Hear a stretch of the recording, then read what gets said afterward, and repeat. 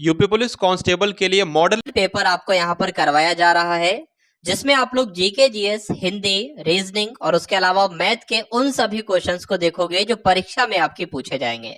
तो साथियों, अगर आपको वर्दी से प्यार है, इस बार आपको यूपी पुलिस कांस्टेबल में सिलेक्ट होना है, तो ये मॉडल पेपर आप लोग जरूर देखेंगे और इस मॉडल पेपर का हर एक क्वेश्चन आपके माइंड में स्टोर हो जाना चाहिए। तो पहला प्रश्न आपकी स्क्रीन पर है, इस प्रश्न का आपको बताना है सही उत्तर क्या होगा कि ब्रिटिश संसद में सदस्य बनने वाले पहले भारतीय का नाम आपको बताना है। जो संसद में, ब्रिटिश संसद में जो सबसे पहले साथियों सदस्य बने थे, पहले भारतीय सदस्य बने थे, उनका नाम क्या था? तो राइट आंसर आपका जो होगा साथियों वो दादा भाई नौरोजी के साथ जाएगा। तो जिनका भी आंसर यहाँ पर ऑप्शन नंबर ए है तो बिल्कुल करेक्ट है। उसके बाद देखिए कि निम्न में से कौन सी नदी अरब सागर में जाकर गिरती है? कौन सी वो नदी है? ऋषिकुल्या है, माही है, कृष्णा है या पेन्या है? तो यहाँ पर आपको ध्यान रखना है कि माही नदी जो है वो अरब सागर में गिरती है, इतना आपको साथियों ध्यान रखना है। आंसर आपका ऑप्शन नंबर बी के साथ है। अब उसके बाद देखिए कि केंद्रीय बजट 2022-2023 में हर घर जल से हर घर नल से जल के लिए बजट में कितनी धनराशि आवंटित की गई? जो साथियों इस बार का बजट था 2022-23 में, ठीक है, उसमें हर घर में हर घर नल से जल के लिए बजट में कितनी धनराशि साथियों आवंटित की गई थी, आपसे पूछा जा रहा है। तो इस क्वेश्चन का राइट आंसर आपका 60,000 करोड़ हो जाएगा। आंसर आपका ऑप्शन नंबर डी के साथ जाएगा। उसके बाद देखिए अगले नंबर का प्रश्न है कि 1529 में घाघरा के युद्ध में मुगल बादशाह बाबर ने किसे हराया था? साथियों ये कब का बजट है? 2022-23 का बजट है, 2023-24 का नहीं। उसके बाद देखेंगे अगले नंबर का प्रश्न आपकी स्क्रीन पर है कि 1529 में जो घाघरा का युद्ध हुआ था, इसमें मुगल बादशाह बाबर ने किसको हराया था? तो आपको ये बताना है साथियों ये युद्ध किसके किसके बीच हुआ था। तो किसके किसके बीच हुआ था? 1529 में जो घाघरा का युद्ध हुआ था, ये मुगल बादशाह बाबर के बीच हुआ था और महमूद लोदी के बीच हुआ था। तो इसलिए आपका राइट आंसर जो जाता है वो ऑप्शन नंबर डी के साथ जाएगा। उसके बाद देखिए अगले नंबर का प्रश्न है यहाँ पर कि भारत रत्न प्राप्त करने वाले किसी व्यक्ति का जन्मदिन इंजीनियर दिवस के रूप में मनाया जाता है। तो यहाँ पर साथियों बात की जा रही है कि इस क्वेश्चन का राइट आंसर आपका क्या होगा, बताने की कोशिश करेंगे। इस प्रश्न का आपका राइट आंसर जो होगा वो क्या होगा साथियों? विश्ववरैया, आपको ध्यान रखना है, एम विश्ववरैया।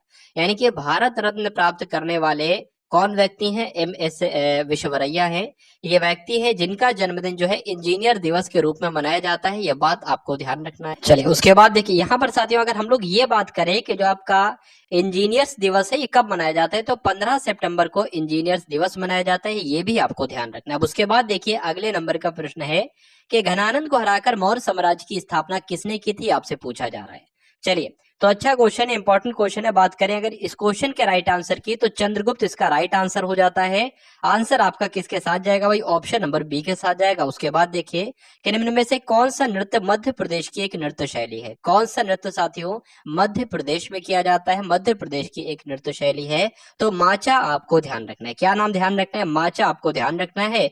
ये नृत्य शैली कहाँ की है? मध्य प्रदेश की है। ये परीक्षा में प्रश्न आपसे पूछा जाएगा। चलिए उसके बाद देखिए कि 2022 के महिला एशिया कप हॉकी का विजेता देश कौन सा रहा है, आपसे पूछा जा रहा है।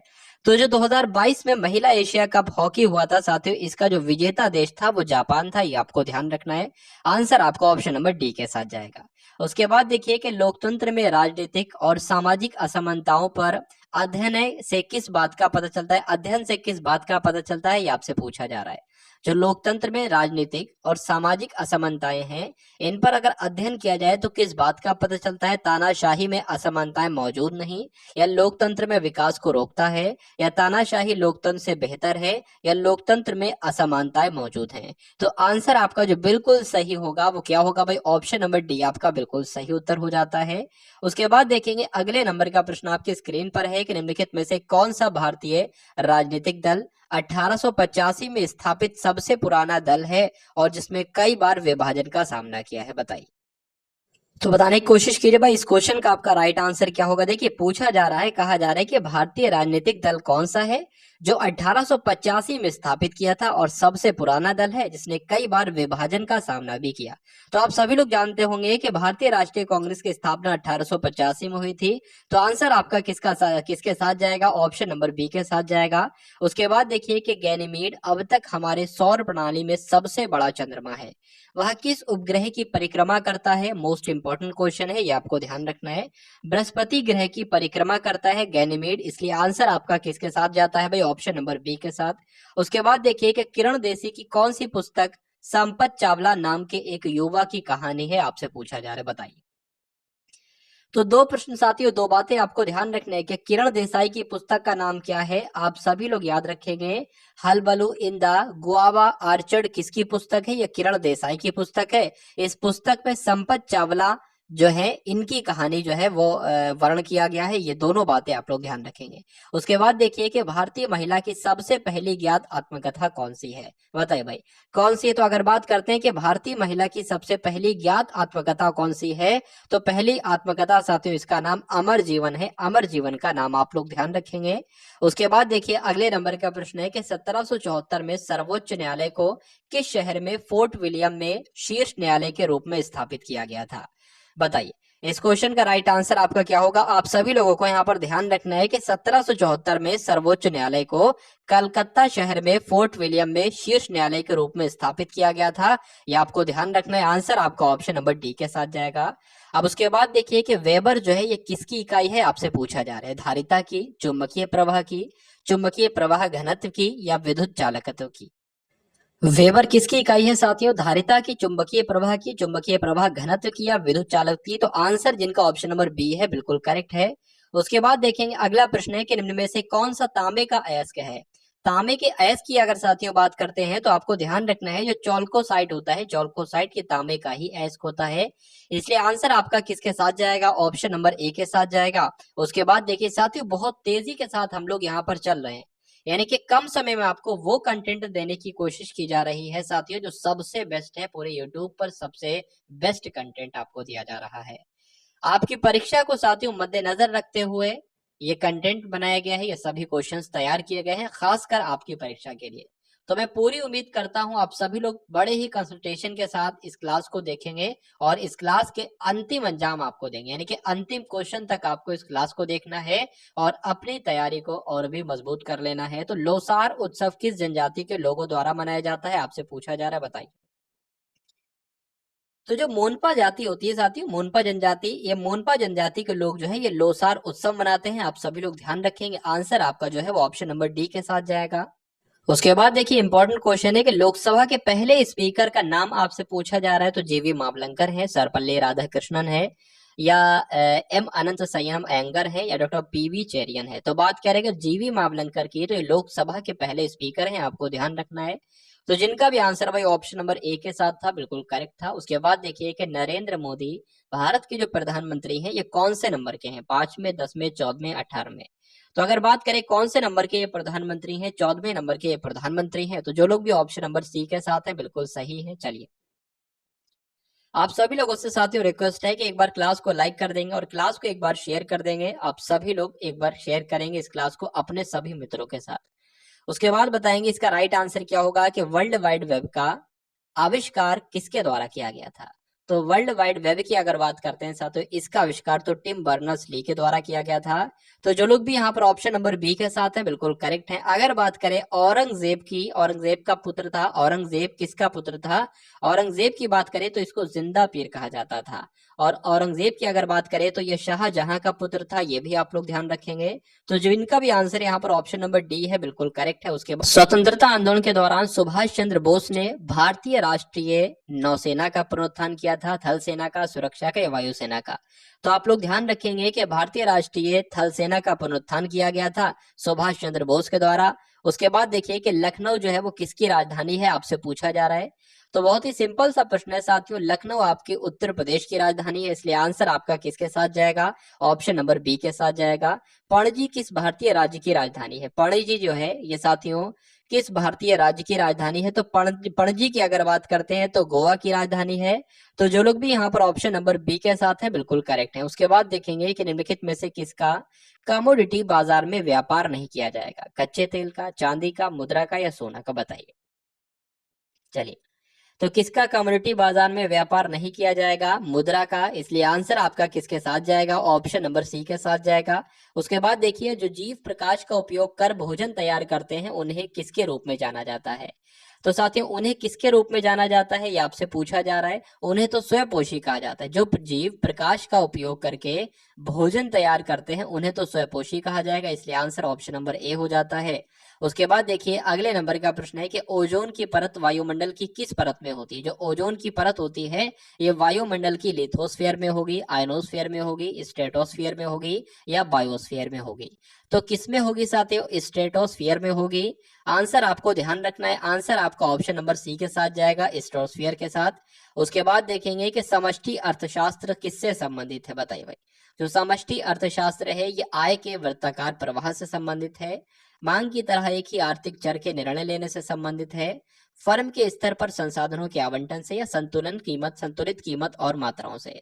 तो जब बात करें साथियों आय के वृत्ताकार प्रवाह की, तो समष्टि अर्थशास्त्र किससे संबंधित है? आय के वृत्ताकार प्रवाह से। सही वर्तनी वाले शब्द का आपको चयन करना है। कौन सा इसमें से शब्द बिल्कुल आपको शुद्ध लग रहा है? माखन चोर होता है तो नहीं होता है, माखन चौर होता है बिल्कुल नहीं होता है, मक्खन चोर होता है नहीं, क्या होता है साथियों? माखन चोर होता है। इसलिए आंसर आपका ऑप्शन नंबर डी के साथ जाएगा। उसके बाद देखिए कि दिए गए वाक्यांश के लिए एक शब्द आपको बताना है, यानी कि जिसका कोई आधार ना हो उसको हम लोग क्या कहेंगे? मूसलाधार, मूलाधार कहेंगे या साधार कहेंगे या निराधार कहेंगे? जाहिर सी बात है साथियों, जिसका कोई आधार नहीं होता है उसको निराधार कहा जाता है। इसलिए आंसर ऑप्शन नंबर डी हो जाता है। उसके बाद देखिए, अगले नंबर का प्रश्न आपके स्क्रीन पर है और बताना है आपको राइट आंसर क्या होगा। तो पूछा जा रहा है कि विज्ञान के युग ने समय की महत्व बहुत बढ़ा दिया है, तो क्या होगा? इसमें आपको बताना है कि वाक्य का वह भाग जिसमें त्रुटि है। तो समय की महत्व नहीं होता है साथियों, समय का महत्व होना चाहिए, समय का महत्व होना चाहिए। तो कहां पर त्रुटि है? यहां पर त्रुटि, और ऐसा कहां लिखा है? ऑप्शन नंबर बी में लिखा है। यानी कि इसकी जगह पर क्या आ जाएगा साथियों? ऑप्शन नंबर बी वाला आ जाएगा। ठीक है, चलिए।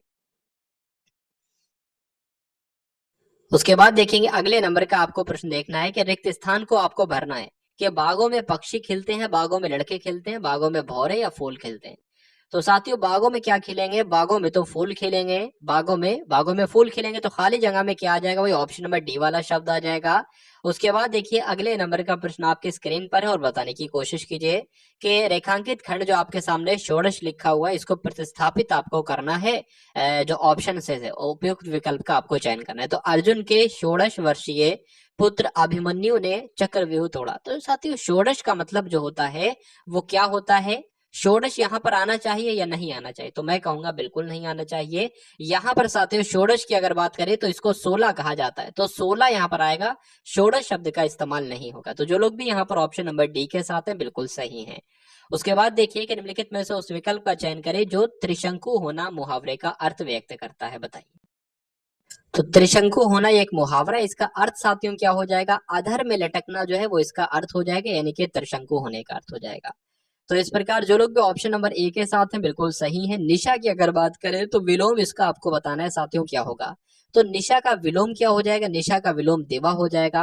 तो आंसर आपका किसके साथ जाएगा? ऑप्शन नंबर सी के साथ जाएगा। उसके बाद देखिए कि दिए गए रेखांकित खंड को प्रतिस्थापित करने के लिए उपयुक्त विकल्प का आपको चयन करना है। तो क्या होगा साथियों, यहाँ पर रेखांकित शब्द क्या हो जाएगा? मैं आपको बता देता हूं कि पिछले के नीचे आ जाएगा रेखा। तो वह पिछले वर्ष हरिद्वार गया था, वह पिछले वर्ष हरिद्वार गया था, ये आना चाहिए। तो क्या आना चाहिए साथियों? गत का इस्तेमाल किया जाना चाहिए, यानी कि वह गत वर्ष हरिद्वार गया था। तो जो लोग भी यहाँ पर ऑप्शन नंबर बी के साथ हैं बिल्कुल सही है। उसके बाद देखेंगे कि निम्नलिखित में से उस विकल्प का आपको चयन करना है कि जो साथियों यहाँ पर थोड़ा सा दिक्कत है, यानी कि टाइपिंग थोड़ी सी मिस्टेक है। कुल मिला के आंसर तक हम लोग पहुंच जाएंगे। कुछ नहीं है कि हरी झंडी दिखाना ये एक मुहावरा है और इसका अर्थ बताना है आपको। ठीक है, बताइए। तो अगर साथियों यहाँ पर बात करें, हरी झंडी दिखाने का मतलब हो जाएगा हरियाली होने का संकेत होना, या पिछले चलने का संकेत होना, पीछे चलने का संकेत होना, या आगे बढ़ने का संकेत होना, या पीछे होने का संकेत होना? बताइए। हरी झंडी दिखाने का मतलब होता है कि भाई आगे बढ़ जाओ, आगे बढ़ जाओ, आगे बढ़ जाओ, यानी कि आगे बढ़ने का संकेत जो है वो क्या हो जाएगा, हरी झंडी दिखाने, इस मुहावरे का अर्थ हो जाएगा। आंसर आपका ऑप्शन नंबर सी हो जाता है। उसके बाद देखिए अगले नंबर का प्रश्न जो है आपकी स्क्रीन पर है कि सैनिक देश की दवा करते हैं, रक्षा करते हैं, वकालत करते हैं या निर्माण करते हैं। क्या होगा आपके इस क्वेश्चन का बिल्कुल करेक्ट आंसर बताइए। चलिए, तो सैनिक देश की क्या करते हैं साथियों, रक्षा करते हैं, जाहिर सी बात है, इसलिए आंसर आपका ऑप्शन नंबर बी हो जाता है। उसके बाद देखिए रिक्त स्थान आपको भरना है साथियों कि बाहर लकड़ी के पड़े हैं, क्या पड़े हैं भाई, समूह पड़े हैं लकड़ी के, यानी कि लकड़ी के समूह कहते हैं या झुंड कहते हैं या गट्ठर कहते हैं या मलबे कहते हैं। तो लकड़ी के क्या पड़े हैं साथियों, गट्ठर पड़े हैं, ये यहाँ पर आना चाहिए, यानी कि आपका आंसर जो उपयुक्त होगा वो ऑप्शन नंबर सी वाला हो जाएगा, खाली जगह में यही वाला शब्द आ जाएगा। अब उसके बाद देखिए कि दिए गए वाक्य में रेखांकित खंड को प्रतिस्थापित करने के लिए उपयुक्त विकल्प का आपको क्या करना है, चयन करना है। तो यहाँ पर रेखांकित शब्द क्या हो जाएगा साथियों, ऑप्शन के हिसाब से शीतल हो जाएगा। तो आपको बताना है साथियों, शीतल वायु चल रही है ये होना चाहिए, सुरभि वायु चल रही है, अनल वायु चल रही है, सुगंधित या ठंडी वायु चल रही है। तो जाहिर सी बात है साथियों, हम लोग क्या कहेंगे, ठंडी वायु चल रही है, यही सबसे आपका बिल्कुल सही शब्द हो जाएगा, जो कि इसकी जगह से साथियों प्रतिस्थापित होगा। चलिए, अब उसके बाद देखिए कि इतिहास से संबंधित जो होता है उसको हम लोग क्या कह सकते हैं, ऐतिहासिक कहते हैं, सैद्धांतिक कहते हैं, पौराणिक कहते हैं या ऐतिहासिक कहते हैं। तो इतिहास से संबंधित जो होता है साथियों उसको ऐतिहासिक कहा जाता है, इसलिए आंसर आपका ऑप्शन नंबर ए हो जाता है। उसके बाद देखिए अगला प्रश्न पूछा जा रहा है यहाँ पर, दिए गए शब्द के पर्यायवाची शब्द का आपको चयन करना है, यानी कि अवगुण का पर्यायवाची क्या हो जाएगा, आपसे पूछा जा रहा है, बताइए। चलिए,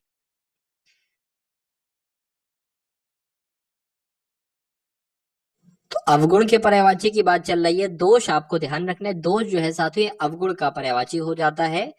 दिए गए वाक्य का वह भाग ज्ञात करें जिसमें कोई त्रुटि है, समूहों के लोगों की आपसी मेल मिलाप के तौर तरीकों का जटिल स्वरूप ही समाज है। तो त्रुटि कहां पर साथियों लग रही है, समूह के हो जाता भी काम हो जाता, लेकिन समूहों यहाँ पर लिखा हुआ है, तो त्रुटि साथियों यहीं पर हो जाएगा। और ऐसा कहां पर लिखा हुआ, ऑप्शन नंबर बी में लिखा हुआ, तो यही आपका राइट आंसर है। अब उसके बाद देखिए कि पुस्तक का पन्ना फट गया या व्याकरण फट गया, रंग फट गया या अक्षर फट गया।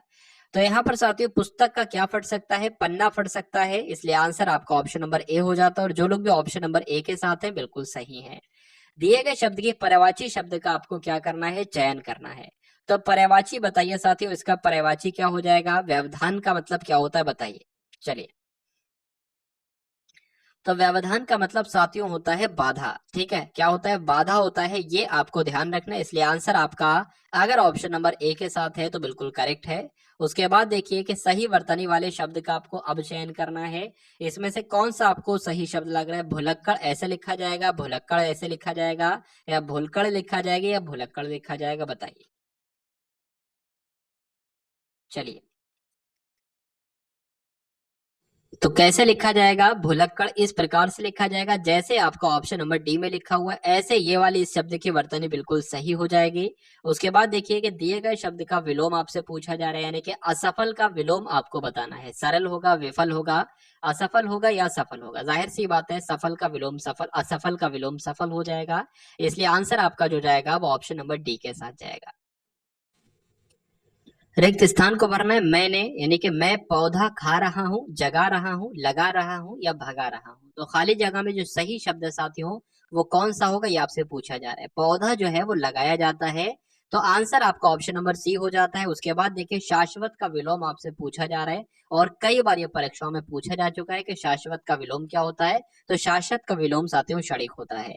क्या होता है, क्षणिक होता है, आप सभी लोग ध्यान रखेंगे। तीव्र बुद्धि वाले को क्या कहा जाता है, अल्प बुद्धि, दुर्बुद्धि, मंद बुद्धि या कुशाग्र बुद्धि। तो क्या कहा जाता है, आप लोग ध्यान रखेंगे, जिसकी तीव्र बुद्धि होती है जाहिर सी बात है उसको कुशाग्र बुद्धि कहा जाएगा। आंसर आपका जो है वो ऑप्शन नंबर डी हो जाता है। उसके बाद देखिए सही वर्तनी वाले शब्द का आपको चयन करने में कौन सा शब्द आपको बिल्कुल सही लग रहा है। साक्षर की बात चल रही है, तो साक्षर साथियों कैसे लिखा जाता है, जैसे आपका ऑप्शन नंबर सी में लिखा हुआ इस प्रकार से लिखा जाता है। उसके बाद देखिए कि मांसाहारी का विलोम आपसे पूछा जा रहा है, बताइए। चलिए, दिए गए शब्द का विलोम आपसे पूछा जा रहा है, क्या देखिए मांसाहारी का हो जाएगा आपका शाकाहारी, क्या हो जाएगा, शाकाहारी हो जाएगा। आंसर आपका जो जाएगा वो ऑप्शन नंबर बी के साथ जाएगा। उसके बाद देखिए कि अखिलेटियां सूजना ये एक मुहावरा है, और इस मुहावरे का मतलब क्या होता है ये आपसे पूछा जा रहा है, बताइए। तो अखिलेटियां सूझने का मतलब साथियों क्या हो जाएगा, मजाक उड़ाना हो जाएगा। आंसर आपका जो है वो ऑप्शन नंबर सी हो जाता है, और जो लोग भी ऑप्शन नंबर सी के साथ है बिल्कुल करेक्ट है। उसके बाद देखिए यहाँ पर आपसे पूछा जा रहा है कि दिए गए वाक्य का वह भाग आपको ज्ञात करना है जिसमें कोई त्रुटि है। बताइए कहां पर आपको साथियों त्रुटि लग रही है। यदि आप, क्या लिखा है भाई, यदि आप अपनी और अपने परिवार की भलाई चाहते हो तो यहां से चले जाओ। बताइए, देखिए मैं आपको बताता हूँ साथियों, यदि आप अपनी और अपनी परिवार की, अपनी परिवार नहीं बल्कि अपने परिवार की आना चाहिए यहाँ पर, तो ऐसा कहाँ पर लिखा हो, ऐसा ऑप्शन नंबर बी में लिखा हो, यही त्रुटि वाला वाक्य होगा, वाक्यांश हो जाएगा और यही आपका राइट आंसर हो जाएगा। उसके बाद देखिए कि रास्ता दिखाने वाले को क्या कहा जाता है, राहपति कहा जाता है, मार्गदर्शक कहा जाता है, दूरदर्शी कहा जाता है या समदर्शी कहा जाता है। बताइए, तो उसको मार्गदर्शक कहा जाएगा। क्या कहा जाएगा, मार्गदर्शक कहा जाएगा रास्ता दिखाने वाले को। उसके बाद देखेंगे अगले नंबर का प्रश्न है कि जीवन में उन्नति चाहते हो तो परिश्रम करो। जीवन में उन्नति चाहते हो तो क्या करो साथियों, परिश्रम करो, ऐसा आपसे कहा जा रहा है। यहाँ पर आपको बताना है, ठीक है, यहाँ पर दिए गए वाक्य में रेखांकित खंड को प्रतिस्थापित करने के लिए उपयुक्त विकल्प का चयन कीजिए। तो रेखांकित शब्द आपका क्या हो जाएगा, उन्नति हो जाएगा। तो जीवन में अग्रसर चाहते हो तो परिश्रम करो। जीवन में क्या चाहते हो, विकास चाहते हो या अग्रगण्य चाहते हो। साथियों अगर बात करें यहाँ पर आपको प्रतिस्थापित करना है इस शब्द को, तो यहाँ पर क्या आना चाहिए, विकास शब्द का चयन आना चाहिए। विकास शब्द यहाँ पर आ जाएगा। अगर आ जाता है विकास तो पूरा वाक्य आपका बिल्कुल सही हो जाता है। जीवन में विकास चाहते हो तो परिश्रम करो, सिंपल सा प्रश्न है। अब उसके बाद देखेंगे साथियों, मैथ के क्वेश्चंस आपके यहाँ पर शुरू हो चुके हैं। उसके बाद हम लोग रीजनिंग के क्वेश्चंस भी देखेंगे, बल्कि ये रीजनिंग के क्वेश्चन है, उसके बाद ये भी रीजनिंग क्वेश्चन है, फिर उसके बाद हम लोग यहाँ पर मैथ के क्वेश्चंस देखेंगे। तो साथियों यहाँ पर आपको बताना है कि जैसे कि 526 जो लिखा हुआ है इसको 9 में बदला गया है, उसी प्रकार 834 को जो है वो 9 में बदला गया है, तो 716 को किस प्रकार से बदला जाएगा ये आपसे साथियों पूछा जा रहा है। तो यहाँ पर सबसे पहले अगर बात करें, इन सभी को जोड़ेंगे, 5 और 2 आपका 7 हो जाएगा, 7 और 6 आपका कितना हो जाएगा, 13 हो जाएगा।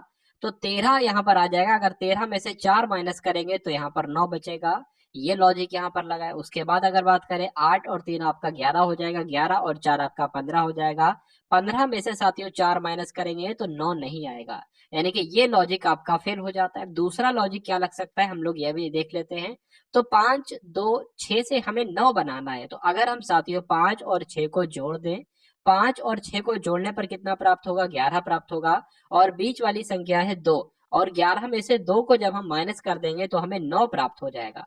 उसी प्रकार 8 और 4 को जोड़ने पर हमें 12 प्राप्त होगा, और 12 में से जब हम 3 माइनस कर देंगे जो कि बीच की संख्या है तो हमें कितना प्राप्त होगा, 9 प्राप्त होगा। उसी प्रकार 7 और 6 को जब हम जोड़ेंगे तो कितना प्राप्त होगा, 13 प्राप्त होगा। और बीच वाली संख्या यानी कि 1 अगर हम इसमें से माइनस कर देंगे तो हमें कितना प्राप्त हो जाएगा, 12 प्राप्त हो जाएगा। और यही आपका बिल्कुल सही उत्तर हो जाएगा। भाई बहुत बढ़िया, वेरी गुड क्लास। चलिए उसके बाद देखिए कि यहाँ पर 3 × 9 × 7 लिखा हुआ है, तो 3 7 9 बन गया है। उसी प्रकार 5 4 8 से 5 8 4 बन गया है। तो बात करें, कुछ नहीं इसमें साथी हुआ है। जो पहला नंबर था वो पहला नंबर है, जो पहला नंबर था, जो पहला नंबर है वो पहला नंबर है, ठीक है। लेकिन यहाँ पर जो दूसरा नंबर है वो अंतिम नंबर कर दिया है, बस। तो कुछ नहीं करना है। पहले ये जो लिखा हुआ 1 2 3, तो यहाँ पर 1 आ जाएगा। उसके बाद आपका साथियों यहाँ पर 3 आ जाएगा और फिर 2 आ जाएगा। 132 आपका आंसर हो जाएगा, जो कहां पर लिखा हुआ है, ऑप्शन नंबर ए में लिखा हुआ है। ठीक है, समझ में आएगा भाई किस प्रकार करना है। जो दूसरा नंबर है वो अंत में चला जाएगा और जो अंतिम नंबर है वो दूसरे नंबर पर आ जाएगा। उसके बाद देखिए अगले नंबर का प्रश्न। तो यहाँ पर साथियों अगर बात करें कि दिए गए विकल्पों में से उस शब्द को चुनना है जो दिए गए शब्द के अक्षरों का प्रयोग करके बनाया जा सकता है। तो सबसे पहले हम अगर नीचे से चले तो यहाँ पर ओपिनियन जो लिखा हुआ है कि यहाँ इससे बन सकता है, तो यहाँ पर ओपिनियन में OPI है तो O मिल जाएगा हमें, P मिल जाएगा हमें, I मिल जाएगा।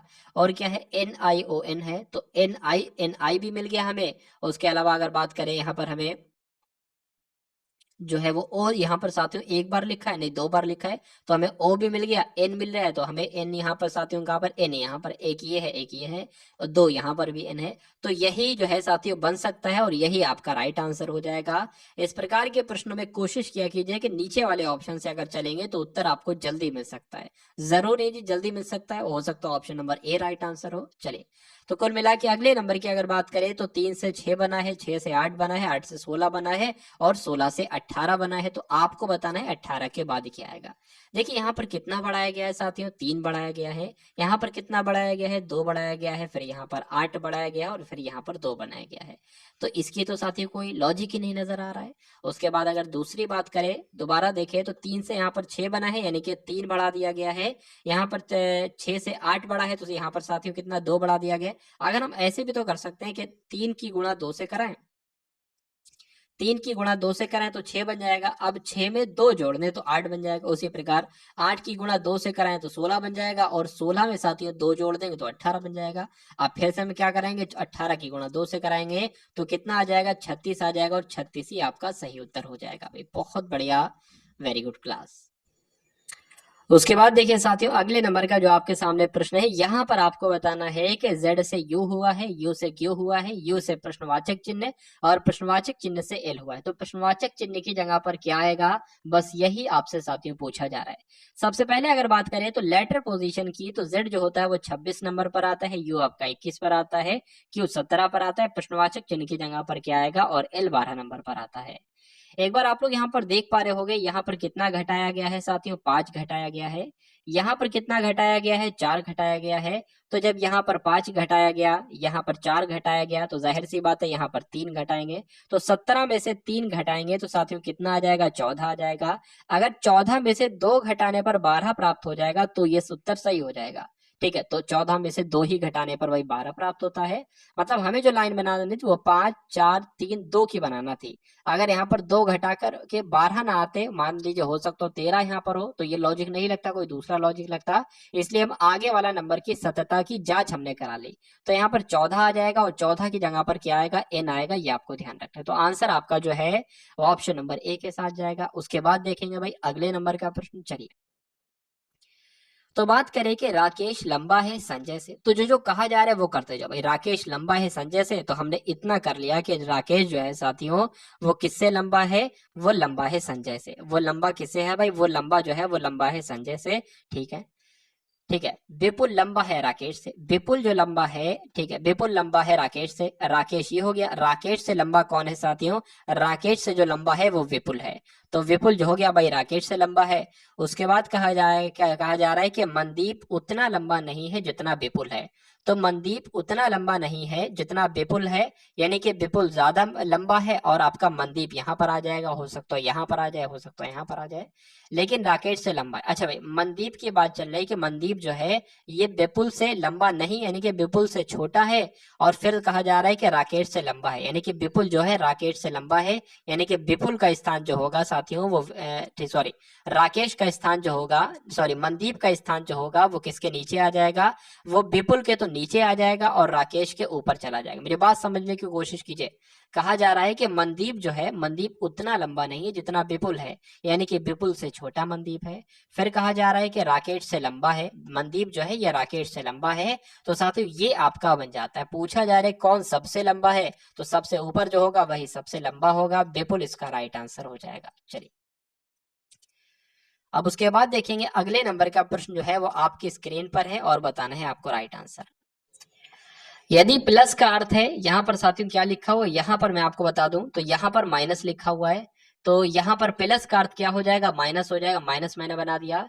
उसके बाद यहाँ पर क्या आ जाएगा, यहाँ पर भी माइनस आ जाएगा। माइनस का अर्थ क्या हो जाएगा, यहाँ पर लिखा नहीं हुआ नहीं है, तो माइनस का अर्थ हो जाएगा गुणा। माइनस का अर्थ क्या हो जाएगा, माइनस का अर्थ हो जाएगा गुणा। ठीक है, उसके अलावा यहाँ पर साथियों कुछ मिस्टेक है, तो मैं आपको सही तरीके से लिखकर एक बार बता देता हूँ। जैसे कि प्लस का अर्थ जो होगा, प्लस का अर्थ क्या होगा, प्लस का अर्थ माइनस होगा। और अगर बात करें माइनस का अर्थ क्या होगा, माइनस का अर्थ गुणा होगा। और उसके अलावा अगर भाग की बात करें तो भाग का मतलब क्या हो जाएगा, प्लस हो जाएगा। और अगर गुणे की बात करेंगे तो गुणे का अर्थ क्या हो जाएगा, भाग हो जाएगा। ठीक है, तो कुछ नहीं आपको करना है, साइन की जगह पर दूसरा साइन रख देना है। सबसे पहले 4 है यहाँ पर, फिर 2 है, फिर आपका 6 है, फिर 3 है, फिर 7 है। तो यहाँ पर सबसे पहले क्या आया है, प्लस आया है, तो प्लस की जगह पर क्या रखना है, माइनस रखना है, तो यहाँ पर माइनस रख देंगे। यहाँ पर माइनस है, माइनस की जगह पर क्या लिखना है, गुणा लिखना है, तो यहाँ पर साथियों गुणा लिख देंगे। गुणा लिखा हुआ है, गुणा की जगह पर साथियों क्या आ जाएगा, भाग आ जाएगा, तो भाग आपका यहाँ पर आ जाएगा। और भाग यहाँ पर लिखा हुआ है, तो भाग की जगह पर क्या है, प्लस है, तो प्लस यहाँ पर लिख देंगे। अगर सबसे पहले अगर बात करें तो ये सॉल्व होगा, 3 दूना 6 आ जाएगा, इसकी जगह पर 2 आ जाएगा।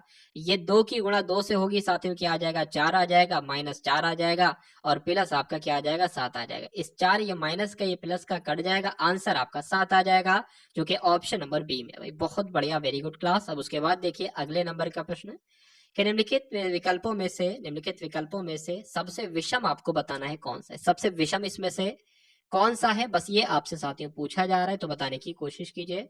इस क्वेश्चन का राइट आंसर आपका क्या हो सकता है, बताइए। देखिए अगर इसके अंतर की बात करेंगे तो इन 48 और 68 के बीच का अंतर जो होता है वो कितना होता है, 20 होता है। इन दोनों के अंतर की अगर बात करेंगे तो कितना आ जाएगा, 8 में से 2 जाएगा साथियों, 6 बचेगा, और 8 में से 1 जाएगा, 6 1 बचेगा।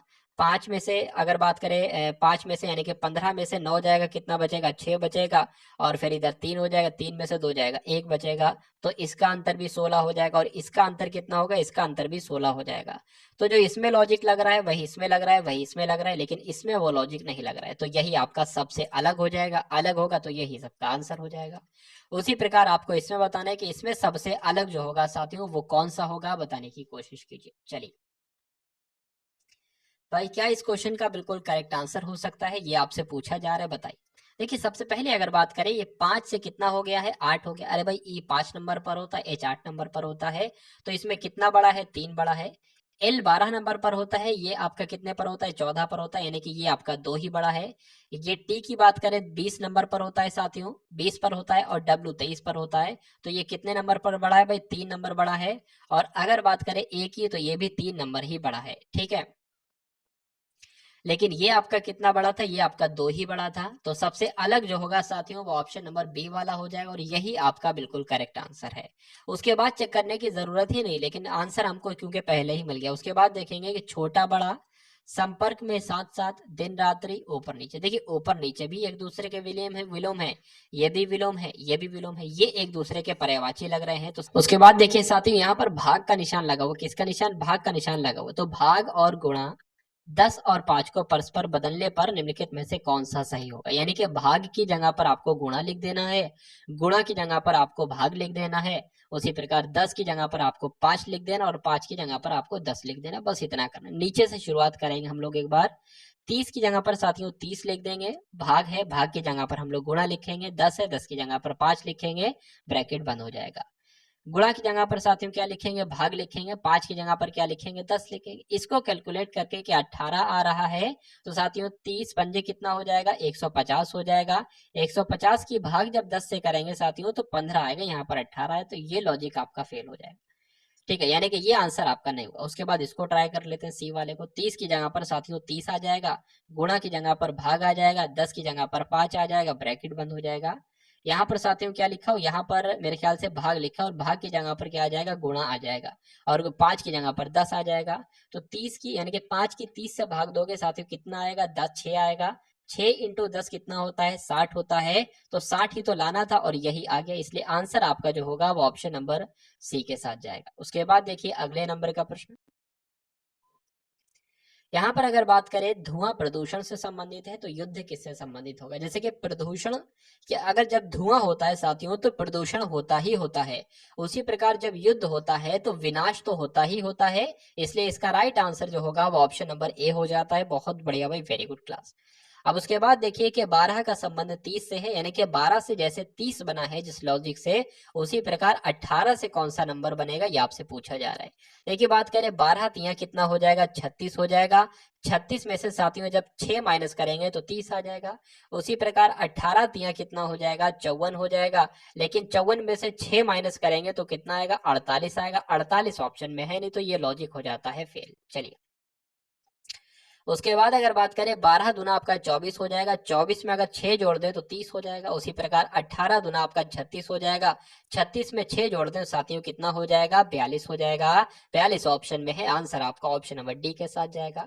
उसके बाद देखिए अगले नंबर का प्रश्न है, इसमें आपको क्या करना है, देखिए भाई इसमें आपको मुझे लग रहा है कुछ नहीं करना है कि ये n अंत में था, ये सबसे पहले आ गया, ये सेकंड लास्ट पे था, ये आपका शुरू के दूसरे नंबर पर आ गया, तो कुछ नहीं करना है, इसको भी इसके m अंत में है तो m आपका जो है वो सबसे पहले आ जाएगा, u सेकंड पर है तो u जो है वो शुरू से आ जाएगा, g यहाँ पर है g आ जाएगा, फिर e है फिर e आ जाएगा, उसके बाद फिर b आ जाएगा।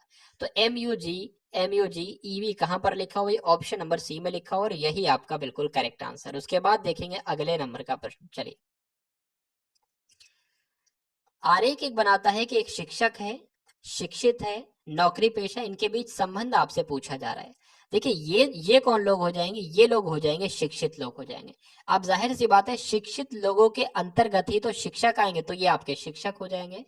नौकरी पेशा कौन होंगे, नौकरी पेशा सभी नौकरी पेशा जो होते हैं वो मतलब जो शिक्षक होते हैं वो भी नौकरी पेशा होते हैं, और कुछ शिक्षित लोग भी नौकरी पेशा होते हैं, कुछ अनपढ़ लोग भी नौकरी पेशा लोग होते हैं। तो इसलिए इस प्रकार से हम लोग कर देंगे। ये भाई अनपढ़ लोग हैं जो नौकरी पेशा हैं, ये शिक्षक हैं जो नौकरी पेशा हैं, और ये साथी कौन से हैं, ये साथी शिक्षित लोग हैं। तो ऐसा डायग्राम आपको कहाँ पर नजर आ रहा है, थोड़ा थोड़ा ऑप्शन नंबर ए में नजर आ रहा है, तो यही आपका राइट आंसर है। अब उसके बाद देखिए अगले नंबर का प्रश्न। कथन कह रहा है कि पदक पुरस्कार है, पदक पुरस्कार है, निष्कर्ष कह रहा है कि सभी पुरस्कार पदक नहीं है। तो यहाँ पर तो कहा जा रहा है कि पदक पुरस्कार है और नीचे कहा जा रहा है निष्कर्ष में कि पदक पुरस्कार नहीं है, तो ये तो नेगेटिव हो जाएगा, तो नेगेटिव हो जाएगा, ऊपर पॉजिटिव है नीचे नेगेटिव है, इसलिए ये हो जाएगा गलत।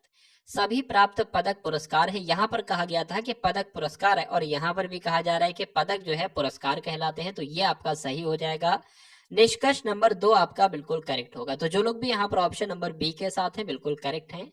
अब उसके बाद देखेंगे अगले नंबर का आप लोग प्रश्न। चलिए, तो डी है 49 है, जे है 169, इसको किस प्रकार से किया गया है, देखिए डी 4 नंबर पर आता है और 4 का स्क्वायर होता है 16, तो ये आपका 16 हो गया। जी आता है 7 नंबर पर, 7 का स्क्वायर होता है 49, बिल्कुल सही। जे आता है 10 नंबर पर, 10 का स्क्वायर होता है 100, बिल्कुल सही। एम आता है 13 पर, 13 का स्क्वायर होता है 169। अब यहाँ पर साथियों क्या आएगा, देखिए सबसे पहले 4 आ गया, यहाँ पर देखिए भाई सबसे पहले 4 आ गया, फिर 7 का स्क्वायर आ गया, फिर 10 का स्क्वायर आ गया, फिर 13 का स्क्वायर आ गया, तो सब में 3 बढ़ रहा है, तो यहाँ पर 16 आ जाएगा। इसलिए साथियों यहाँ पर क्या हो जाएगा, 16 का स्क्वायर हो जाएगा, यानी कि 16 का स्क्वायर कितना हो जाएगा, 16 का आपका स्क्वायर हो जाएगा साथियों 256, ठीक है। और 16 की जगह पे हमें लिखना क्या है, हमें पी लिखना है, पी। तो इसलिए पी बटे 256 कहाँ पर लिखा हुआ है, ऑप्शन नंबर ए में लिखा हुआ। उसके बाद देखिए अगले नंबर का साथियों प्रश्न है कि कथन कह रहा है कि क्या नगर निगम विकास प्राधिकारियों को शॉपिंग मॉलों के निर्माण को प्रोत्साहित करना चाहिए। तर्क नंबर 1 कह रहा है कि हाँ, शॉपिंग मॉल में एक ही छत के नीचे प्रत्येक चीज सस्ती दर पर मिल जाती है, तो ये बात तो सही है कि शॉपिंग मॉल में एक ही छत के नीचे प्रत्येक चीज मिल जाती है, लेकिन ये जरूरी नहीं कि सस्ती मिल जाती है, तो ये आपका गलत हो जाएगा।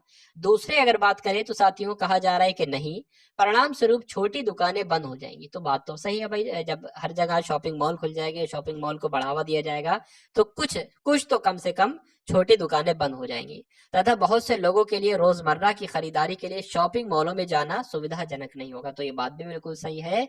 तो साथियों दूसरा वाला आपका तर्क सही हो जाएगा, पहला वाला आपका गलत हो जाएगा। उसके बाद देखेंगे अगले नंबर का आप लोग प्रश्न और बताने की कोशिश करेंगे राइट आंसर। तो अब यहाँ पर साथियों मैथ का क्वेश्चन है, मैथ का क्वेश्चन देखना है और इस क्वेश्चन का राइट आंसर आपको बताना है। तो यहाँ पर थोड़ा सही से नहीं लिखा हुआ, मैं यहाँ पर सही से लिख देता हूँ। देखिए भाई यहाँ पर लिखा हुआ है 3/8, 3/8 लिखा और माइनस का यहाँ पर स्क्वायर लगा है, पावर जो लगी है वो माइनस में लगी है। बहुत आसान सा प्रश्न है साथियों, कुछ नहीं इसमें करना है, चुटकियों में इसका आंसर आ जाएगा। अब उसके अलावा यहाँ पर अगर बात करें तो यहाँ पर माइनस जो पावर लगी है वो -3 लगी है, क्यूब लगी है। आप कभी भी आपको पावर अगर माइनस में दिखे तो आपको क्या करना है साथियों, आपको कुछ भी नहीं करना है, आपको सिर्फ जैसे कि ये 3/8 लिखा है तो इसको 8/3 कर देना है। क्या कर देना है, इसको 8/3 करेंगे तो पावर आपकी जो होगी वो माइनस से प्लस में चेंज हो जाएगी, यानी कि स्क्वायर हो जाएगी प्लस की। उसके अलावा जैसे 4/5 लिखा है तो इसको क्या कर देंगे, 5/4 कर देंगे, और जो पावर माइनस में लगी थी उसको क्या प्लस में तब्दील हो जाएगी ऑटोमेटिक तरीके से। अब कुछ नहीं साथियों आपको करना है, अब क्या करना है यहाँ पर जैसे कि आप बात करें 8 का स्क्वायर है तो 8 बाई कितनी बार आ जाएगा, 8 को 2 बार लिख दो, 8 को 2 बार लिख दो, और अपॉन की अगर बात करें तो 3 को भाई कितनी बार लिख दो, 3 को भी 2 बार लिख दो। ठीक है। उसके अगर बात करें यहाँ पर 5 को 3 बार लिख देना है क्योंकि 5 के ऊपर 3 लगा हुआ है, क्यूब लगा हुआ है। 8 को 4 को कितनी बार लिख देना है, 4 को भी 3 बार लिख देना है। सवाल को आसान बनाना सीखिए। अब देखिए 4 से ये कट जाएगा 8, 2 आ जाएगा। 4 से ये भी कट जाएगा, ठीक है, 2 आ जाएगा। ये 2 दूना 4 हो जाएगा। इस 4 से आपका ये 4 कट जाएगा। ऊपर आपका क्या बचेगा, 125, 125 बटे 9। तो साथियों 125 9 कौन से ऑप्शन में है, 125 कौन से 9 ऑप्शन में है, 125 बटे 9 ऑप्शन नंबर डी में है। तो यही आपका क्या राइट आंसर है। उसके बाद देखिए अगले नंबर का प्रश्न आपकी स्क्रीन पर, यहाँ पर आपको बताना साथियों इसको सरल करना है और कुछ नहीं करना है। जैसे कि यहाँ पर √64 लिखा हुआ है। तो जब √64 को करेंगे तो 8 इंटू 8 करेंगे और 8 एक 8 जो है वो बाहर आ जाएगा। ये आपका हो गया, प्लस का साइन लगा देंगे। इसमें से क्या बाहर आएगा, इसमें से जो बाहर आएगा अंदर क्या रहेगा, 0.8 इंटू 0.8 रहेगा और बाहर क्या आएगा, 0.8 बाहर आ जाएगा। अगर इसकी साथियों बात करें तो 0.08 बाहर आ जाएगा। इसकी बात करेंगे साथियों तो क्या आ जाएगा, 0.008 बाहर आ जाएगा। अब इन सभी को साथियों जब हम प्लस करेंगे तो हमारे पास क्या आएगा, 8.888 आ जाएगा। और ऐसा कहां पर लिखा हुआ है, ऑप्शन नंबर सी में लिखा हुआ है। तो यही आपका राइट आंसर है। अब उसके बाद देखेंगे अगले नंबर का प्रश्न। साथियों क्लास को आप सभी लोग एक बार क्या करेंगे, एक बार तो लाइक करेंगे और उसके बाद आपको करना है शेयर, ठीक है। चलिए तो यहाँ ऑप्शन में तो 3 प्रकार के नंबर लिखेंगे, 7/11, 16/20, 21/20, लेकिन यहाँ पर 16/20 और 7/20 लिखा हुआ। तो एक आप और लगा लेंगे, 21/22 भी है, 21/22 भी है, ठीक है। चलिए तो इनको अवरोही क्रम में लिखना है, यानी कि आप सबसे बड़ा कौन सा होगा, उससे छोटा कौन सा होगा और फिर उससे छोटा कौन सा होगा। मान लीजिए सबसे पहले हम इसमें देखें कि 16/20 बड़ा है या 7/11 बड़ा है। तो आपको कुछ नहीं करना है साथियों, आपको क्या करना है, सिर्फ आपको इतना करना है कि सबसे पहले अगर बात करें इस 20 की गुणा 7 से कराना है तो क्या आ जाएगा, 140 आ जाएगा। 11 की गुणा 16 से कराएंगे तो इस प्रकार करा सकते हैं, 16 इंटू 16/16 लिख देंगे, 6 आ जाएगा, 7 आ जाएगा, 1 आ जाएगा, यानी कि 176 आ जाएगा। अब आप लोग बता सकते हो कि 176 बड़ा है या 140 बड़ा है। जाहिर सी बात है 176 बड़ा है। तो कोई पूछे कि 16/20 बड़ा है या 7/11 बड़ा है, तो इधर 176 बड़ा है तो यही बड़ा है, ठीक है। तो अब ये बड़ा है तो ये तो पहले आ जाएगा, 16/20 पहले आएगा 7/11 से। तो 16 बटे देख लेंगे हम लोग ऑप्शन में कि 16/20 पहले होना चाहिए 7/11 से। इसमें है, नहीं है, तो ये नहीं हो सकता। इसमें है, ये नहीं, इसमें भी नहीं, ये नहीं हो सकता। अब अगर बात करें साथियों 16/20 बड़ा था ना, तो 16/20 साथियों हमें किस में नजर आ रहा है बड़ा, यहाँ ऑप्शन नंबर डी में ही सिर्फ हमें 16/20 जो है बड़ा नजर आ रहा है 7/11 से।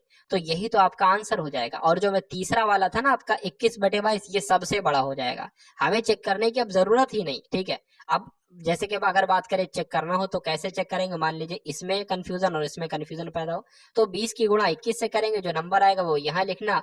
22 की गुणा 16 से करना, जो नंबर आएगा वो यहाँ लिखना। देख लेना अगर ये बड़ा है तो ये बड़ा हो जाएगा, और ये अगर बड़ा, ये बड़ा है तो ये बड़ा हो जाएगा। तो बहुत ही आसान तरीका था साथियों में आपके लिए। उसके बाद देखेंगे अगले नंबर का प्रश्न आपकी स्क्रीन पर है। यहाँ पर अगर बात करें कि एक साइकिल को 880 में बेचने से 20% की हानि होती है, यानी कि उस साइकिल को जो है 80% में 80% पर बेचा गया है, कितने रुपए में, 880 रुपए में। इसको कितने रुपए में बेचा जाए कि 10% का लाभ हो। तो इसको सबसे पहले 80% है ना, 100% बना लेंगे। 100% कैसे बनाएंगे, 100% साथियों हम लोग इस प्रकार से बनाएंगे, 880 अपॉन 80/100। इसको कैलकुलेट कर लो, अगर बात करें 20 से कट कर लेंगे 5 आएगा, जाएगा ये आपका 4 आ जाएगा। 4 दूना 8, 4 दूना 8, 0 आ जाएगा। 22 की साथियों जब 5 से गुणा कराएंगे तो क्या आ जाएगा, 0, 5 दूना 10 आ जाएगा, 5 दूना 10 आ जाएगा, और 5 दूना आपका 5 दूना 10 आ जाएगा, और एक आपका कितना आ जाएगा, 11 आ जाएगा। यानी कि साथियों 1100 आ जाता है। अब 1100 का क्या करना है, 10% लाभ पर बेचना है। तो इसका 110 कितना हो जाएगा, ये साथियों मैं आपको बताना चाहता हूँ। तो 2 0 से 2 0 कट जाएगा। उसके बाद 11 की 11 से कराएंगे तो 121 आ जाएगा, और 0 लगा तो 0 लग जाएगा। तो जब 10% के लाभ पर बेचेंगे तो 1210 में ये वस्तु बिकेगी। इसलिए आंसर आपका जो होगा वो ऑप्शन नंबर सी के साथ जाएगा। चलिए उसके बाद देखिए अगले नंबर का प्रश्न है कि अनिल ने 1500 प्रत्येक के हिसाब से 2 कुर्सियां खरीदी, यानी कि एक को 1500 में खरीदा और दूसरी को 1500 में खरीदा, यानी कि उन दोनों वस्तुओं का क्रय मूल्य साथियों कितना है, 3000 है। 3000 में खरीदा है। उसके बाद कह रहा है कि उसने एक को 6% के लाभ पर और दूसरे को 4% की हानि पर बेचा है। कुल सौदे में उसे कितना हानि हुई या अगर लाभ हुआ तो कितना लाभ हुआ। 3000 में तो खरीदा है, अब बेचा कितने में है, ये यहाँ पर सबसे पहला सवाल है। देखिए उसने एक को, जैसे 1500 में एक को खरीदा, तो उसने जो पहली वाली है 1500 में खरीदा और इसको 6% के लाभ पर बेच दिया, यानी कि 106% के लाभ पर बेच दिया। तो 0 से 2 0 कट जाएंगे। 106 की गुणा साथियों जब 15 से कराओगे तो यहाँ पर क्या आ जाएगा, तो 106 की गुणा जब 15 से कराओगे तो साथियों 1590 आ जाएगा, 1590 आ जाएगा। उसके प्रकार जो दूसरी कुर्सी थी, उसके पास कुर्सी थी ना, दूसरी कुर्सी इसको 4% की हानि पर बेचा है, यानी कि 1500 को जो बेचा है वो 96% पर बेचा है। 2 0 से 2 0 जो हो गया वो कट जाएंगे। अब अगर बात करें साथियों 1500 का 96% कितना हो जाएगा, तो 15 की गुणा जब 96 से कराएंगे तो कितना आ जाएगा साथियों, 1440 आ जाएगा। अब जरा इनको जोड़ लेते हैं, 1590 को और 1440 को। 0 आ जाएगा, 13 का 3 आ जाएगा, 10 आ जाएगा और 3 आ जाएगा। यानी कि उस व्यक्ति ने 2 कुर्सियों को खरीदा तो 3000 में है, लेकिन बेचा कितने में, 3030 में है। तो कितने का फायदा हो रहा है, कितने का लाभ हो रहा है, 30 का लाभ हो रहा है। इसको ही आपको देखिए, लाभ को किस में बदलना है, प्रतिशत में बदलना है। तो लाभ को प्रतिशत में बदलने के लिए 30 × 100 कर देंगे। नीचे हमेशा क्रय मूल्य आता है, तो क्रय मूल्य 3000 है। बस इसको सॉल्व आपको कर देना। इन 3 0 से, या 3 0 कट जाएंगे, 3 से 3 कट जाएगा, आंसर आपका जो आएगा वो 1 आ जाएगा, यानी कि 1% फायदा होता है, लाभ होता है। ऑप्शन नंबर बी के साथ जिनका आंसर है तो बिल्कुल करेक्ट है। चलिए अब उसके बाद देखेंगे अगले नंबर का साथियों प्रश्न है कि यदि संख्या है 3 4 और स्टार है 1 1 5 1 है, इसको 9 से पूरी तरह विभाजित किया जाए तो स्टार की जगह पर क्या आंसर आ जाएगा, कौन सा नंबर आ जाएगा, ये आपसे पूछा जा रहा है। देखिए अगर कोई संख्या है जो कि 9 से विभाजित होगा, यानी कि उन सभी अंकों के योग भी 9 से विभाजित होगा, तो सबसे अंकों का योग करें, 3 और 4 7 हो जाएगा, 7 और 1 आपका 8 हो जाएगा, 8 5 13 हो जाएगा, 13 और 1 14 हो जाएगा। यानी कि 14 में क्या जोड़ें कि जो 9 से विभाजित हो जाए। तो 14 में अगर 4 जोड़ते हैं तो 18 आ जाएगा और 9 से 18 विभाजित होता है तो 4 यहाँ पर आ जाएगा भाई। स्टार की जगह पर क्या आ जाएगा, 4 आ जाएगा और यही आपका प्रश्न का बिल्कुल सही उत्तर हो जाएगा। चलिए अब उसके बाद देखते हैं भाई अगले नंबर का प्रश्न आपकी स्क्रीन पर है, बताने की कोशिश करेंगे कि राइट आंसर इसका क्या होगा। चलिए एक किताब में 365 प्रश्न है और एक प्रश्न में 28 पंक्तियां। बहुत ध्यान से इस प्रश्न को समझना है, तभी समझ में आएगा। एक किताब में 365 प्रश्न हैं और एक प्रश्न में 28 पंक्तियां हैं। यदि एक प्रश्न में 35 पंक्तियां हों तो उस स्थिति में किताब में कितने प्रश्न होंगे। बहुत ही शांत दिमाग से इस प्रश्न को समझना होगा। देखिए कहा गया है कि एक प्रश्न में पंक्तियों की संख्या 28 है, एक प्रश्न में पंक्तियों की संख्या 28 है और पूरी किताब यानी कि 365 पृष्ठों में पंक्तियों की संख्या कितनी है, 365 है। ठीक है साथियों, चलिए एक किताब में कितने प्रश्न है, एक किताब में 365 प्रश्न है, एक किताब में 365 प्रश्न है और पंक्ति एक प्रश्न में पंक्तियों की संख्या कितनी है, 28 है। तो साथियों ये सबसे पहले हमारे पास ये क्या हो जाएगा, ये हमारे पास जो होगा ये 365 प्रश्नों में पंक्तियों की संख्या हो जाएगी। ठीक है, तो एक प्रश्न में 35 पंक्तियां हो तो कुल पृष्ठों की संख्या कितनी होगी कहा जा रहा है। एक प्रश्न में 35 पंक्तियां हो तो किताब में कितने प्रश्न होंगे आपसे कहा जा रहा है साथियों। तो 35 से इसको भाग दे देंगे, आंसर आपका आपके सामने आ जाएगा। 7 चौक 28 हो जाएगा, 7 पंजे 35 हो जाएगा, 5 सत्ते 35 हो जाएगा, 5 तियां 15 हो जाएगा। 73 की गुणा 4 से करेंगे तो कितना आ जाएगा, 4 तियां 12 आ जाएगा और 4 सत्ते 28 आ जाएगा, 29 आ जाएगा। यानी कि 292 साथियों कहाँ पर लिखा हुआ है, ऑप्शन नंबर डी में लिखा हुआ है। उसके बाद देखेंगे अगले नंबर का प्रश्न जो कि आपके स्क्रीन पर है। चलिए 36 किलोमीटर प्रति घंटा की गति से चल रही 110 मीटर लंबी रेलगाड़ी को 130 मीटर लंबे पुल को पार करने में कितना समय लगेगा। तो सबसे पहले देखिए भाई इसको हम मीटर प्रति सेकंड में बदलेंगे। तो 36 की गुणा किससे कराएंगे, 5/18 से इसकी गुणा कराएंगे। 5/18 से 5 एकम 5, 5 दूना 18 एकम 18, 18 दूना 36, 2 पंजे 10, यानी कि जो उसकी चाल आ जाएगी वो 10 मीटर प्रति सेकंड आ जाएगी। अब कहा जा रहा है कि 110 मीटर लंबी रेलगाड़ी है और पुल कितना लंबा है, 130 मीटर लंबा है। तो हमें जब दूरी निकालेंगे साथियों तो क्या हो जाएगी, दूरी रेलगाड़ी की लंबाई 110 मीटर है और पुल की लंबाई 130 मीटर है। ये दोनों जब जुड़ जाएंगे तो साथियों कितना आ जाएगा, 240 आ जाएगा। तो ये तो दूरी आपकी हो जाएगी 240 और चाल कितनी है, 10 मीटर प्रति सेकंड है। आपसे समय पूछा जा रहा है तो समय बराबर क्या होता है, दूरी जो कि 240 है और समय जो कि 10 मीटर प्रति सेकंड है। तो इससे ये कटेगा साथियों, 24 आंसर आ जाएगा, यानी कि 24 सेकंड लगेंगे उस दूरी को पार करने के लिए। उसके बाद देखिए अब अगले नंबर का प्रश्न है कि 50 अंडर रूट में 50 इंटू 20 इंटू 54 अपॉन, यहाँ पर अपॉन लगा हुआ, भाई क्या लगा हुआ है, अपॉन लगा हुआ है, अपॉन 200 इंटू अंडर रूट में 135। तो साथियों यहाँ पर अगर बात करें तो यहाँ पर भाग हो सकता है, तो बिल्कुल भाग हो सकता है। अगर 20 की भाग करें तो साथियों इससे कटेगा, क्या आ जाएगा, 10 आ जाएगा। इस 0 से ये 0 कट जाएगा। इस 5 से साथियों क्या हो जाएगा, ये कट जाएगा, 5 दूना 10 हो जाएगा, 5 सत्ते 35 हो जाएगा। अंडर रूट में 27 है, अंडर रूट में 54 है, तो 27 दूना कितना हो जाएगा, 54 हो जाएगा, यानी कि अंडर रूट 2 आपका आंसर आ जाएगा, जो कि कहां पर लिखा हुआ है, ऑप्शन नंबर ए में लिखा हुआ है, यही आपका राइट आंसर है। उसके बाद देखिए अगले नंबर का प्रश्न बहुत शानदार प्रश्न है। चलिए, कुछ व्यक्ति एक काम को 40 दिन में करते हैं। मान लीजिए एक्स जो है वो आदमी है, एक्स ये काम 40 दिनों में करते हैं।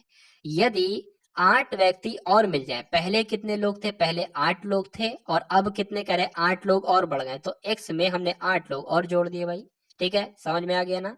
तो वही कार्य 10 दिन कम में हो जाता था, पहले 40 दिन में हो रहा है और अब यही काम 10 दिन कम में हो जाता है, या जाहिर सी बात है 30 दिन में काम हो जाएगा।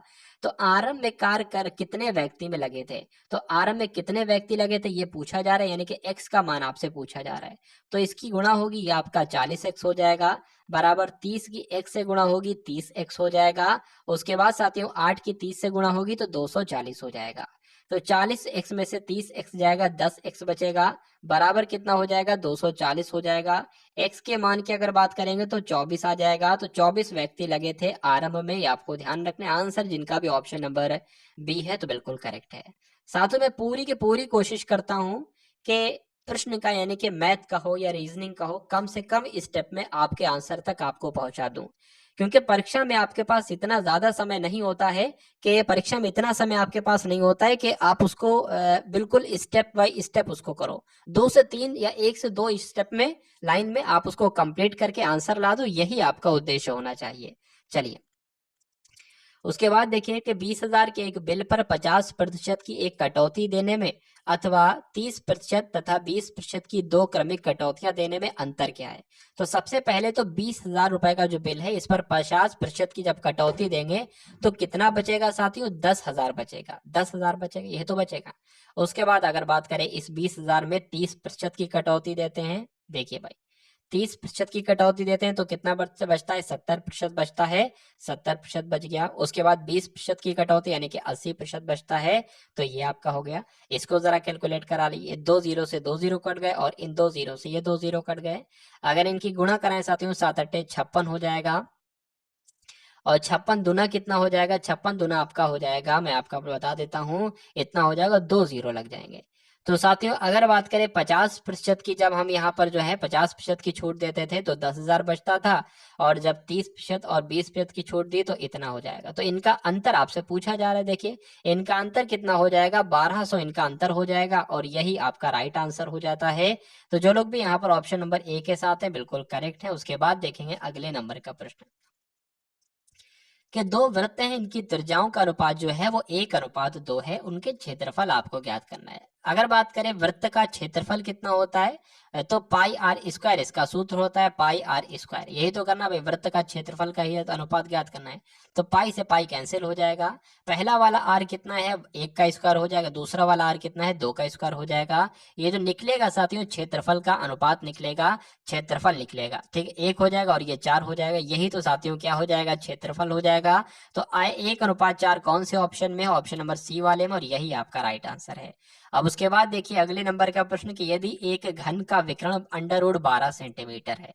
अच्छा क्वेश्चन है, ध्यान से देखिएगा कि इस क्वेश्चन का आपका राइट आंसर क्या हो सकता है। चलिए, कहा जा रहा है साथियों यहाँ पर आपसे कि एक घन का विकर्ण जो है वो अंडर रूट 12 सेंटीमीटर हो तो उसका आयतन आपसे पूछा जा रहा है। सबसे पहले अगर बात करें घन का विकर्ण होता कितना है, a√3 होता है, और यहाँ पर घन का रूट बताया कितना गया है, अंडर रूट 12 बताया गया है। ठीक है भाई। उसका आयतन कितना है, घन का आयतन कितना है, तो घन का आयतन जो होता है वो a³ होता है, यानी कि a³ की वैल्यू आपको ज्ञात करना है। अगर बात करें a बराबर साथियों कितना हो जाएगा, अंडर रूट 12 हो जाएगा। इससे ये कट होगा साथियों, कितना आ जाएगा, 4 आ जाएगा, अंडर रूट 4 आ जाएगा। तो ए क्या आ जाएगा, a 2 आ जाएगा। अरे भाई अंडर रूट 4 है तो इसको अंडर रूट में हम 4 को कैसे लिख सकते हैं, 2 × 2 लिख सकते हैं, और 2 बाहर आ जाएगा, यानी कि a की जो वैल्यू होगी वो 2 हो जाएगी, a³ की वैल्यू क्या होगी, जाहिर सी बात है 8 हो जाएगी। तो 8 कौन से ऑप्शन में है, ऑप्शन नंबर ए वाले में, यही आपका राइट आंसर है। बहुत बढ़िया, वेरी गुड क्लास। चलिए उसके बाद देखिए कि दो संख्याओं का अनुपात जो है वो 3:4 है और उनका महत्तम समापवर्तक कितना है, 15 है। संख्याओं का योग क्या होगा। देखिए कभी भी आपके सामने महत्तम समापवर्तक आ जाए और दोनों संख्याओं का अनुपात आ जाए तो पहली संख्या क्या होगी साथियों, 15, इसकी गुणा इससे कर दोगे पहले वाले अनुपात से, पहली संख्या पता चल जाएगी। दूसरे वाले से गुणा कर दोगे तो दूसरी संख्या पता चल जाएगी। तो पहली संख्या हो जाएगी 45 और दूसरी संख्या हो जाएगी साथियों 60। ठीक है। पूछा क्या, इनका योग ही तो पूछा गया, तो इनका योग कितना हो जाएगा, इनका योग हो जाएगा 105, और 105 कौन से ऑप्शन में है, तो सभी बताएंगे ऑप्शन नंबर ए में है। चलिए उसके बाद देखिए अगले नंबर का प्रश्न आपकी स्क्रीन पर है और आपको बताना है इस क्वेश्चन का आपका राइट आंसर क्या होगा। एक समबाहु त्रिभुज की भुजा 6 सेंटीमीटर है, समबाहु त्रिभुज का क्षेत्रफल कितना होगा, ये आपसे पूछा जा रहा है।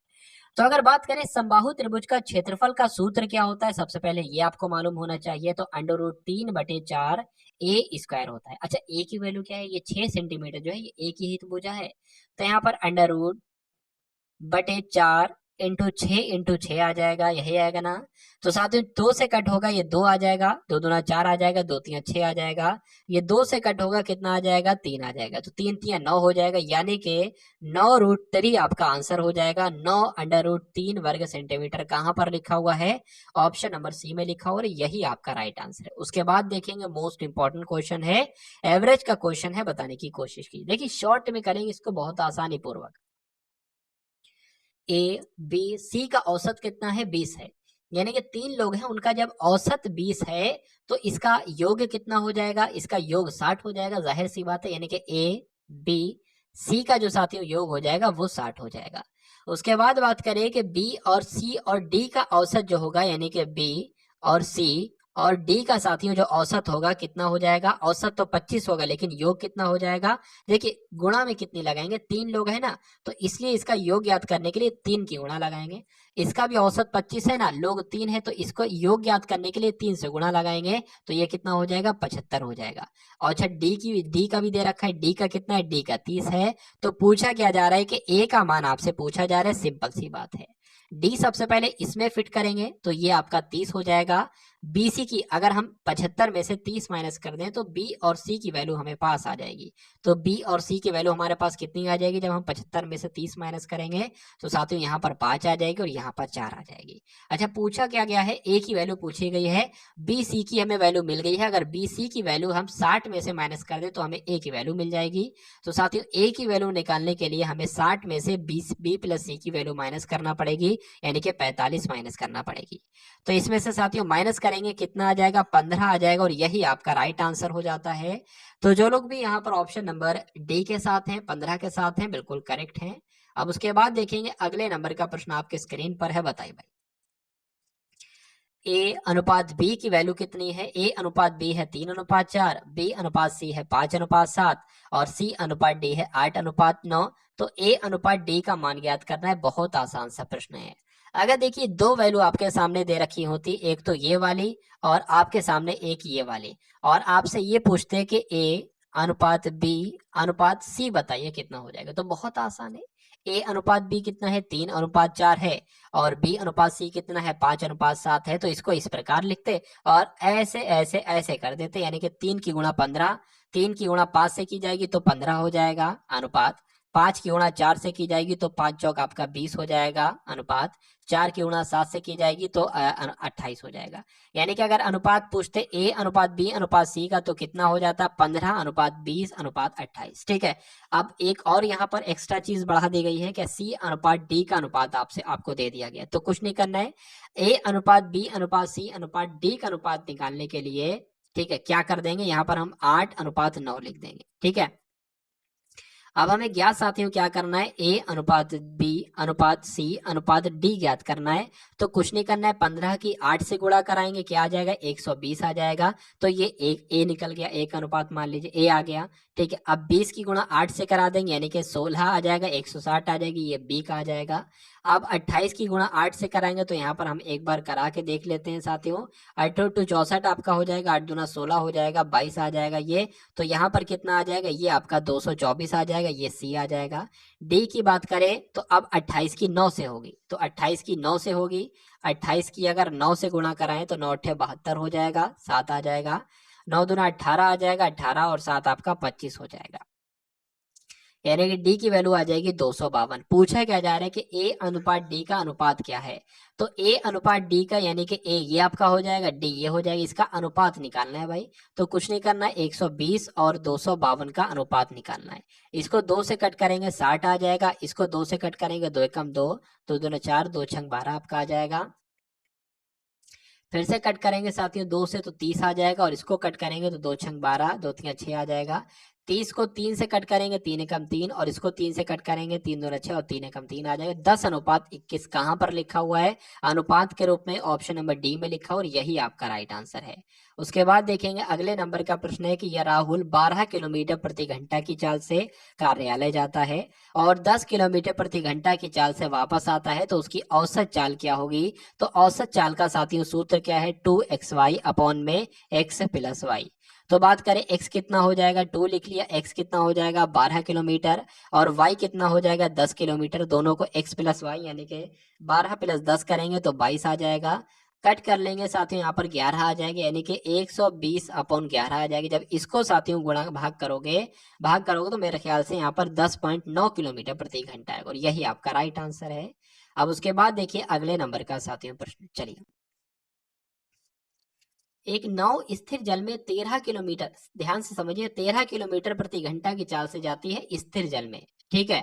यदि धारा की गति कितनी है, 4 किलोमीटर प्रति घंटा है। अब मुझे एक बात बताइए कि नाव जो है वो धारा के साथ जो जाएगी वो कितने किलोमीटर प्रति घंटा की चाल से जाएगी। 13 तो शांत थी, और धारा की चाल जो है वो 4 है, तो इसलिए ये जो जाएगी साथियों 17 किलोमीटर प्रति घंटा जाएगी, किसकी, धारा की चाल के साथ। लेकिन अगर कोई पूछे कि धारा के विपरीत चाल से कितने किलोमीटर प्रति घंटा जाएगी, तो 13 में से 4 माइनस कर दो, यानी कि 9 किलोमीटर प्रति घंटा की चाल से जाएगी। तो इसमें पूछा क्या जा रहा है कि यदि धारा की गति 4 किलोमीटर प्रति घंटा हो तो नाव विपरीत दिशा में, यानी कि धारा की विपरीत दिशा में 63 किलोमीटर की दूरी कितने समय में तय करेगी। तो 63 किलोमीटर की दूरी जो है ये जो है ये कौन सी चाल है, ये धारा के विपरीत वाली ही तो चाल है। तो साथियों क्या हो जाएगा, ये दूरी हो जाएगी, ये चाल हो जाएगी। पूछा क्या जा रहा है, समय पूछा जा रहा है, तो 7 नीम कितना हो जाएगा, 9 सत्ते कितना हो जाएगा, 9 सत्ते 63 हो जाएगा, यानी कि 7 घंटे आपका लेगा। चलिए, तो इसलिए आपका राइट आंसर जो हो जाता है वो क्या हो जाता है, 7 घंटे, ऑप्शन नंबर ए हो जाता है। उसके बाद देखेंगे अगले नंबर का प्रश्न और बताएंगे राइट आंसर। यहाँ पर अगर बात करते हैं कि 300 पर 8% की दर से कितने वर्षों में उतना एक ब्याज मिलेगा जितना 1600 पर 8.5% की दर से 3 वर्षों में मिलता है। तो ये साथियों एक कुछ नहीं है। ठीक है। तो पूछा जा रहा है, बहुत आसान सा प्रश्न है, 300 पर 8% की वार्षिक दर में कितने 300 पर 8% की दर से कितने वर्षों में, तो हमने मान लिया x वर्षों में साथियों ब्याज मिलेगा, उतना ही ब्याज मिलेगा जितना 1600 रुपए पर 8.5% की दर से 3 वर्षों में मिलता है, यानी कि 3 वर्षों में 8.5% की दर से मिलता है। तो 8.5 की बात करें, कैसे इसको सेटअप करेंगे, 8 दूना 16 हो जाएगा, 16 और 1 आपका कितना हो जाएगा, 17/2 हो जाएगा। तो यहाँ पर 17/2 हमने लिख दिया, 17/2 लिख दिया, अपॉन में क्या आ जाएगा, 100 आ जाएगा। बस x की वैल्यू आपको निकालना है। इन 2 जीरो से ये 2 जीरो कट जाएंगे, 8 तिया 24 हो जाएगा, यानी कि 24x क्या हो जाएगा, 24x बराबर हो जाएगा, इन 2 जीरो से ये 2 जीरो कट जाएंगे, इस 2 से आपका ये 8 हो जाएगा, 8 का 8 16 8 तिया 24 हो जाएगा, 24 इंटू 17 हो जाएगा। इस 24 से ये 24 कट जाएगा, x बराबर कितना आ जाएगा 17 आ जाएगा, यानी कि 17 वर्ष आपके इस क्वेश्चन का बिल्कुल करेक्ट आंसर है। उसके बाद देखिए आज की इस क्लास का अंतिम प्रश्न आपके सामने है, तो बताने की कोशिश कीजिएगा क्या आंसर होगा कि कोई धनराशि 10% चक्रवर्ती वार्षिक दर पर 3 वर्षों में 6655 हो जाती है, तो धनराशि आपसे पूछी जा रही है, यानी कि P का मान जो है वो आपसे साथियों पूछा जा रहा है। सूत्र आपने सुना होगा, देखा होगा, क्या होता है A बराबर P 1+R/100 की पावर T। ठीक है, तो इसी प्रकार से हम लोग फिट करेंगे। A की वैल्यू क्या है 6655 है, 6655 है, ठीक है 6655 है। P की अगर बात करें वैल्यू हमें ज्ञात करना है, P की वैल्यू हमें ज्ञात करना है 1+R कितना है 10% है अपॉन 100 है, पावर कितनी है साथियों 3 है। ठीक है, इस जीरो से ये जीरो कट जाएगा। अगर बात करें 6655 हम ऐसे ही लिख देंगे सबसे पहले, अपॉन में यहाँ पर इसका P आ जाएगा, और इधर क्या आ जाएगा 10 से कम 10, 10 और 1 11/10 आ जाएगा, 11/10 3 बार है ना, 3 की क्यूब लगा हुआ है, तो फिर से 11/10 और फिर से आपका 11/10 हो जाएगा। कुछ नहीं करना है, P का मान साथियों ज्ञात करना है। 11 से 6655 को अगर कट करेंगे तो साथियों 11 एकम 11, 11 छंग 66 हो जाएगा। 2 नंबर को कट करने से पहले जीरो लगाएंगे, यानी कि 11 पंजे 55 हो जाएगा। फिर से ये 11 कटेगा तो 11 पंजे 55 हो जाएगा, 5 जाएगा उधर 55 हो जाएगा, 11 पंजे 55 हो जाएगा। फिर इस 11 से कट करेंगे, 11 एकम 11 और 11 पंजे 55 हो जाएगा। तो इस 5 में साथियों ये 3 बार जीरो लग जाएंगे और यही P का मान आ जाएगा, यानी कि 5 और 3 बार जीरो बोले तो 5000। तो P बराबर कितना आ जाएगा 5000 आ जाएगा, और यही आपके इस क्वेश्चन का बिल्कुल करेक्ट आंसर हो जाता है। तो ये थे साथियों आपके लिए यूपी पुलिस कांस्टेबल के लिए 100 क्वेश्चन, जिसमें आपको सामान्य ज्ञान के, हिंदी के, रीजनिंग के, मैथ के इंपॉर्टेंट क्वेश्चन कराए गए। मैं साथियों चाहता हूं कि क्वेश्चंस को, यानी कि मैथ के क्वेश्चंस को बहुत ही आसानी से करा दूं, यानी कि कम से कम स्टेप में आपको मैथ का क्वेश्चन का आंसर लाकर दिखा दूं, क्योंकि जब आप परीक्षा देने जाओगे तो परीक्षा में आपके पास इतना समय नहीं होगा कि पूरे स्टेप में आप उसको लिखकर सॉल्व करिए, इतना समय ही नहीं होगा, सारा समय निकल जाएगा। तो मैं कोशिश करता हूं कि 2 से 3 स्टेप में ही आपका आंसर आ जाए, और आपको भी अगर साथियों प्रैक्टिस आ जाएगी तो बहुत ही सेकंडों के अंदर आपका आंसर आ जाएगा। 40 सेकंड से ज्यादा आपको नहीं लगना चाहिए एक मैथ के क्वेश्चन में। ठीक है साथियों, तो वीडियो पसंद आई होगी तो वीडियो को लाइक कीजिएगा, चैनल को सब्सक्राइब करके बेल आइकन पर क्लिक कीजिएगा और क्लास को शेयर कीजिएगा। मिलते हैं हम सभी लोग आने वाली वीडियो में। जय हिंद साथियों।